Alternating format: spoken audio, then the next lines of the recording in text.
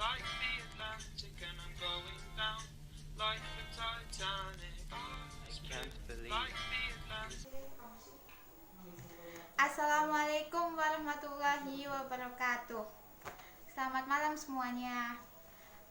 Bersama saya Ayu Istifada Mayanti dari kelas 1G Akuntansi. Saya akan menjelaskan sedikit mengenai wawasan Nusantara. Kita mulai dari pengertiannya dulu. Ada beberapa pengertian mengenai wawasan Nusantara. Di antaranya menurut Profesor Dr.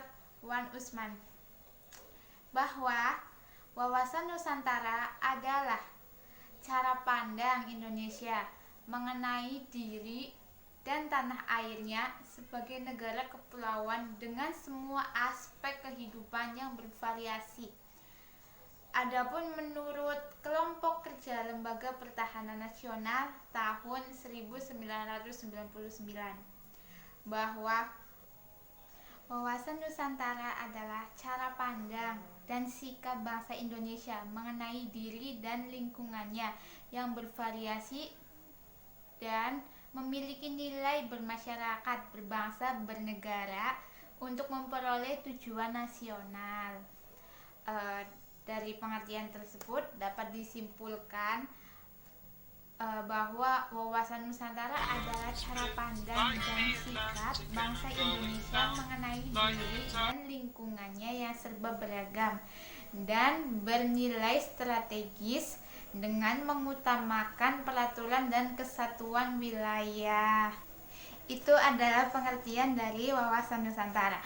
Kemudian kita next ke kedudukan, fungsi, dan tujuan wawasan Nusantara. Ada beberapa kedudukan wawasan Nusantara dalam paradigma nasional, di antaranya Pancasila sebagai filsafat ideologi bangsa dan dasar negara berkedudukan sebagai landasan ideal. Yang kedua, UUD 1945 sebagai landasan konstitusi dan negara berkedudukan sebagai landasan konstitusional. Kemudian yang ketiga, wawasan Nusantara sebagai visi nasional berkedudukan sebagai landasan visional. Kemudian yang keempat, ada ketahanan nasional sebagai konsepsi nasional berkedudukan sebagai landasan konsepsional. Yang kelima, ada GBHN sebagai politik dan strategi nasional atau kebijakan dasar nasional yang berkedudukan sebagai landasan operasional. Itulah kedudukan wawasan Nusantara. Oke, kita lanjut ke fungsinya. Fungsi yang pertama, wawasan Nusantara sebagai pedoman.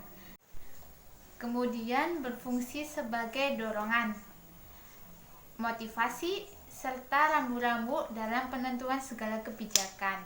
Kemudian berfungsi sebagai tindakan, berfungsi sebagai perbuatan, dan berfungsi sebagai keputusan bagi penyelenggara negara di pusat dan daerah maupun bagi seluruh rakyat Indonesia dalam kehidupan bermasyarakat, berbangsa, dan bernegara.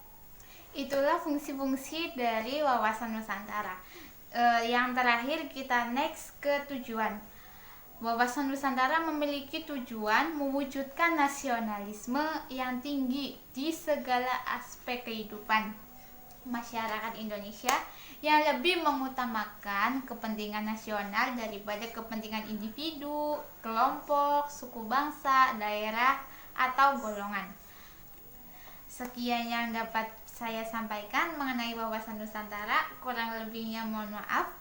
Wassalamualaikum warahmatullahi wabarakatuh.